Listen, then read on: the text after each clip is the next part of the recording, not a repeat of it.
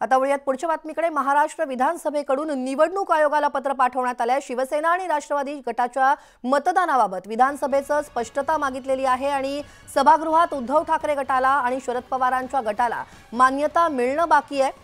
विधानसभेत फक्त एकनाथ शिंदे यांच्या नेतृत्वाखालील शिवसेना आणि अजित पवार यांच्या नेतृत्वाखालील राष्ट्रवादी काँग्रेस पक्ष नोंदणीकृत राजकीय संघटना आहेत, तर त्यांचे संबंधित प्रतिस्पर्धी गट म्हणजेच शिवसेना ठाकरे गट आणि राष्ट्रवादी शरदचंद्र पवार गटाची अद्यापही नोंदणी झालेली नाही। त्यामुळे निवडणूक आयोग उत्तर कधी देणार यावरती राष्ट्रवादीच्या शरद पवार गटाचं आणि उद्धव ठाकरे गटाच्या मतदानाचं भविष्य ठरणार आहे। याविषयीचे अपडेट घेऊयात आमच्या प्रतिनिधी प्रणाली कापसे यांच्याकडून।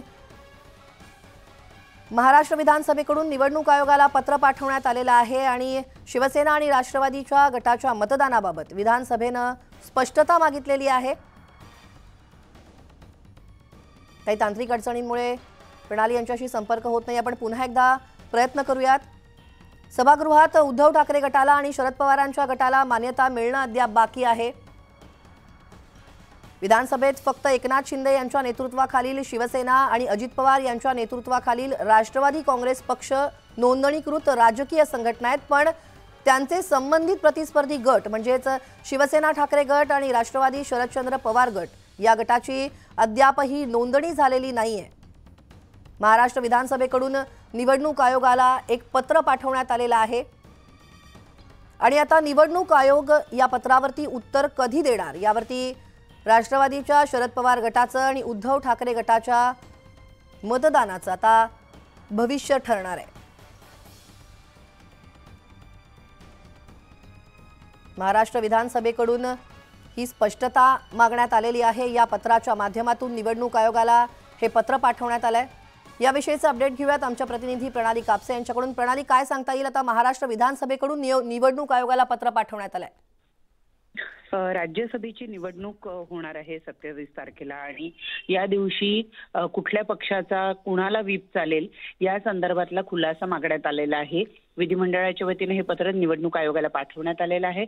आपल्याला माहिती आहे की निवडणूक आयोगानं शिंदे गटाला शिवसेना आणि शिवसेनेचं पक्षचिन्ह दिलेलं आहे, तर अजित पवार गटाला राष्ट्रवादीचं चिन्ह आणि राष्ट्रवादी हे नाव दिलेलं आहे।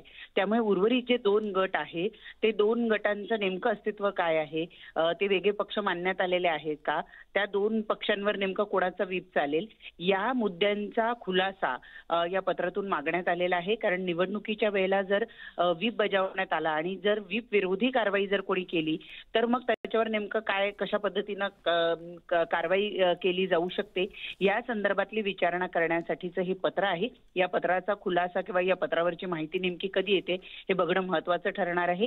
या संदर्भात राहुल नार्वेकर थोड्या वेळातच प्रसारमाध्यमांना माहिती सुद्धा देण्याची शक्यता नाकारता येत नाही, कारण त्या दृष्टीनं पत्रकारांकडनं सातत्यानं विचारणा होतीये नेमकं या पत्राच्या मागचं कारण काय किंवा या पत्रातून आणखी काय काय खुलासे होऊ शकतात या संदर्भातली सुद्धा माहिती आपल्याला थोड्या वेळाने कळू शकेल। अगदी प्रणाली, या सगळ्या प्रकरणाकडे तुम्ही लक्ष ठेवून राहा। याविषयीचे वेळोवेळी अपडेट घेत राहू। तुर्तास धन्यवाद। तेव्हा महाराष्ट्र विधानसभेकडून निवडणूक आयोगाला हे पत्र पाठवण्यात आलेलं आहे। निवडणूक आयोग यावरती उत्तर कधी देणार ते पाहणं आता महत्त्वाचं।